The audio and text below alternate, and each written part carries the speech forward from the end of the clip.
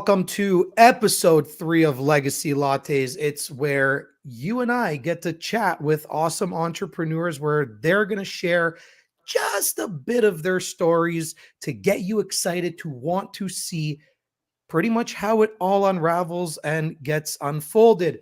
And today I have my wonderful guest, Cristina Gray. Cristina, how are you doing today? I am fabulous, Lefty. Thanks for having me. It's so good to be here. Hello from Absolutely. London. How are you today? Today I'm doing very good. No complaints, just recorded another video and getting all the amazing content out to the audience, and we're here right now doing this live video. So I'm super excited. Let's inspire some change in the world then. Absolutely, absolutely. So you know why you're here. It's because we're here to get to know you, the person behind the brand. So what I love to do is ask one question. And that one question is, where did it all begin? Who were you at the beginning of your story? Hmm, come closer. It all began on a cold winter night on the 19th of December, 1983. It was 6:30 in the night, and it was just the first snow of that winter. And then 4 years later, I am here with Legacy Lattes sharing my story. And what happened during that time? What happened when, we all go through our own changes, we all go through our own journeys and trials and tribulations. Um, what was that turning point for you growing up, knowing that you were going to become an entrepreneur? Oh man, where do I start? Because there is so many turning points. Let me think about the most relevant. I'd say realizing that I'm responsible for myself. So I was born in Romania. Back then, that was a communist country. And then my dad's family immigrated to Germany. They have German roots. So it was kind of like, hey, there's the grass is actually greener on the other side, literally. So that's when it kind of clicked with me. I was about five-ish. And you know how everybody, like we all get our mental programming by the time we're seven and so on and whatnot. And that's the moment when it clicked, when I realized I have nicer toys than everybody I play with. Mhm. And so that I would say was the original moment that made me realize I'm going to be an entrepreneur because From I, toys. yeah, my dad and his brothers, he has like a million brothers, were taking stuff from Germany and selling them back in Romania. We're like, you couldn't find anything. So I was listening to the Bee Gees, to ABBA. I was having the nice clothes, the Barbies. Whilst in Romania, there's like chicken wings, there's like rations, like freaking, it was like horrible. I don't know how these people did it, honestly. Like that's why I've moved from there like first chance, like right after school. So yeah, I would say that was it. It's like, you know what? I don't need to wait to sit around and wait for stuff to be delivered to me. I can actually change my own circumstances. I can do whatever I want if I do it. If I do it. Now I have to ask, did you have a favorite toy? Oh yeah, of course I did. You would not believe what that was. Oh, I can't wait to hear it. Because I'm not like, I'm a woman, but my favorite toy was like a tiny cart that I would drive around the block nonstop. Oh, I started learning how to drive it when I was 8. So like I have a passion for cars and like everything that can speed up, nice, everything with nice. an engine. Well, I mean, I do say that they grow up a lot quicker in Europe than they do here in North America. So Mm. I'm sure you have plenty more advantages than what we had here, even though we're the ones that consider ourselves first world. Um, but with that being said, were there any were there any specific challenges in terms of getting kind of where you wanted to be during the time that you really started this entrepreneurial journey? Yeah, of course there were. So my first business, I started my first business when I was 14. Mm. So I was technically still in school. And my business was essentially like doing homework for my colleagues. Oh I wow. was like, Okay. essentially part of what I'm doing right now, more or less. But I was making good money, and it was a big challenge because, like back in Romania, every kid gets like a state allowance, which is essentially a checkbook, and then you go to the bank, and then like they read the page and they give you the money and whatnot.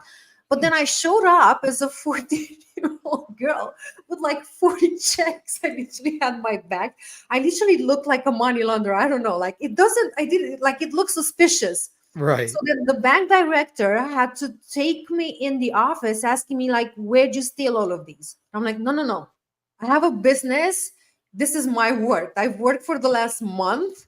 Like, I need to get paid. And this is like my payment. Because I was collecting the allowances of about like 60 people or so. Oh wow. So that was the big hurdle. Like, how can you do it? Why do you have it? Nobody like thought they're like, well, actually, this girl might be doing something that she has like 60 checks or something. Like, I'm telling Mhm. you, you know how like drug dealers or whatever carry like big piles of cash? I Yeah. was carrying big piles of check allowances. I mean, I can only imagine what that would have looked like. I was very serious. Like, trust me, I was self-sustained. Like since that moment, I was self-sustained. But that lesson taught me a lot because I realized, like, okay, hold on. So, well, number one, I've learned that, like, oh, I can make it. I can actually create the results. I don't need to be a lawyer or whatever. I went to law school and whatever. I don't need a team. I can do this by myself. I can also multiply whatever I'm doing for one person and just like do slight variations. So, like, nobody gets like people don't show up at like school with the same homework. So work less, make more money, essentially. Then when I went to the bank, I realized, like, oh, if you're making too much money and you just don't have a real true ground justification, a solid base that will tell people, like, this is why, and actually not having to justify why are you making $1 million, why are you making $500,000 or whatnot, but Mm. like let your presence and the way you show up build that belief in people that, like, yeah, well, I can see as this person could go to law school, I can see this person being a good video editor, a good film producer, I can see it in you. Mhm. And fourth, I commanded attention because I was 14 and I was in an office with four other adults. They were trying to realize, to wrap their hands around, how did I make so much money? Why do I have all of that?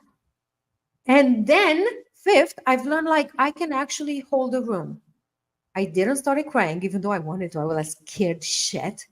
I was like, well, actually, let me explain. And when it was back then, kind of like a sales pitch, I was like, well, actually, like I got like about 60 people, like I got two classroom and I'm doing their homework and they gave me the checks because I can't do this, blah, blah, blah, blah. And then I was like essentially explaining my business plan to them, you know? So yeah, hope that answers your question. No, absolutely. I mean, I mean, from copy laundering to copywriting, right? Ooh.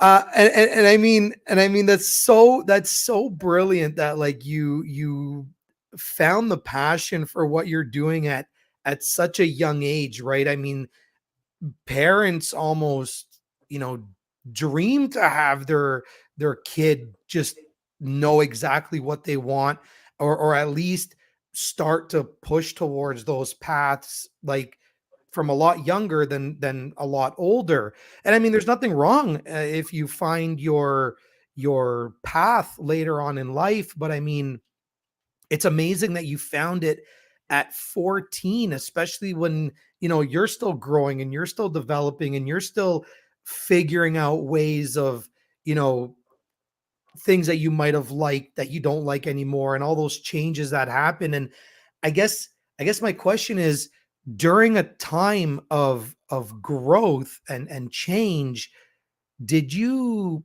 find any of the changes that you personally were going through, um did it have any, complications with the services that you were providing? We're talking like back when I was 14 or when? Yeah, yeah, back then. Uh, well, actually, yeah, it's kind of a story I've never shared. Maybe only my closest friends know about this. So that business was not something that I started because, like, yay, look at me, I'm such a brilliant kid, I'm gonna go conquer the world. It was more of a holy shit, I'm on my own. I better take care of myself, like learn how to do it fast. Because what happened back then is my parents got divorced. Okay. And essentially my parents were too busy splitting the goods and the assets that they had, and so they didn't really pay a lot of attention to me or my brother, to put it nicely. Okay. Essentially they logged out of our lives. And that was something, people don't change because they're like, oh, look at me, I can do this. Like, we don't see that. People change when the pain of changing is smaller, is like, yeah, it's smaller than the pain of staying the same. Hmm. I'm not gonna change if I'm comfortable right now. But shit, if I lose the house, if I lose the business, if I lose my cats, I don't know, you name it. Yeah, I'm gonna make a change because it hurts too much to continue this. Right. Wow. So that was the emotional impact. And lucky for me because I'm not somebody, I know I talk a lot right now, but back then I was such a shy kid. And I'm kind of weird because I'm like tall. And when I talk, I just like essentially I blurted out all the information. I always took charge.